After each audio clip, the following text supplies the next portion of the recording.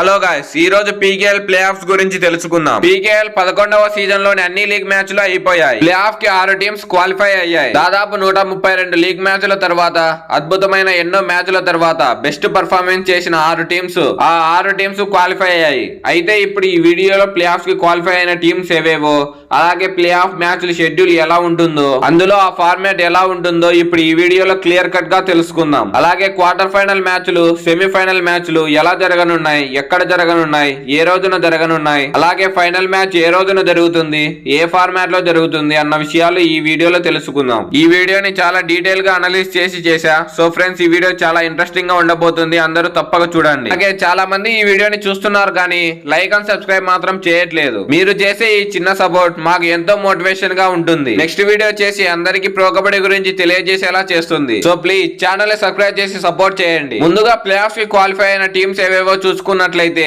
ఈ సీజన్ లో points table లో చూసుకుంటే హర్యానా స్టీలర్స్ జట్టు మొదటి స్థానంలో కొనసాగుతున్నారు. వాళ్ళు 22 మ్యాచ్లలో 16 విజయాలతో అగ్రస్థానంలో ఉన్నారు. అలాగే వారు డైరెక్ట్ గా సెమీఫైనల్స్ కి క్వాలిఫై అయ్యారు. ఇక రెండవ స్థానంలో అయితే డబాంగ్ ఢిల్లీ జట్టు అయితే ఉంది. వాళ్ళు ఈ సీజన్ లో 22 మ్యాచ్ల్లో 13 విజయాలతో రెండవ స్థానంలో కొనసాగుతున్నారు. వాళ్ళు కూడా డైరెక్ట్ గా సెమీఫైనల్స్ కి క్వాలిఫై అయ్యారు. ఇక మూడవ స్థానం చూసుకున్నట్లయితే యూపీ యోద్ధాస్ జట్టు ఉంది. వాళ్ళు 22 మ్యాచ్ల్లో 13 విజయాలతో 79 పాయింట్లతో మూడవ స్థానంలో కొనసాగుతున్నారు. నాలుగవ స్థానంలో క్వాలిఫై అయిన జట్టు వచ్చేసి పాట్నా పైరేట్స్. వాళ్ళు 22 మ్యాచ్ల్లో 13 విజయాలతో మొత్తంగా 77 పాయింట్లతో నాలుగవ స్థానంలో ఉన్నారు. ఇక ఐదవ స్థానంలో క్వాలిఫై అయిన జట్టు అయితే యు ముంబా. వాళ్ళు 22 మ్యాచ్ల్లో 12 విజయాలతో 71 పాయింట్లతో ఐదవ స్థానంలో ఉన్నారు. ఇక లాస్ట్ గా వచ్చేసి జైపూర్ పింక్ ప్యాంథర్. వాళ్ళు 22 మ్యాచ్ల్లో మొత్తంగా 70 పాయింట్లతో ఆరవ స్థానంలో క్వాలిఫై అయ్యారు. ఇక ప్లే ఆఫ్ ఫార్మాట్ మరియు మ్యాచ్ యొక్క డీటెయిల్స్ అన్ని చూసుకున్నట్లయితే, డిసెంబర్ 21 తారీఖున 2 ఎలిమినేటర్ మ్యాచ్లు జరుగుతాయి. అందులో ఫస్ట్ ఎలిమినేటర్ మ్యాచ్ లో యూపీ యోద్ధాస్ మరియు జైపూర్ పింక్ ప్యాంథర్స్ అయితే పోటీ పడుతున్నాయి. అందులో గెలిచిన జట్టు సెమీఫైనల్స్ కి అయితే ఆడుతుంది. ఇక ఎలిమినేటర్ రెండవ మ్యాచ్ లో పాట్నా పైరేట్స్ మరియు యు ముంబా జట్లు అయితే పోటీ పడుతున్నాయి. ఇది కూడా డిసెంబర్ 26వ తేదీన జరగనుంది.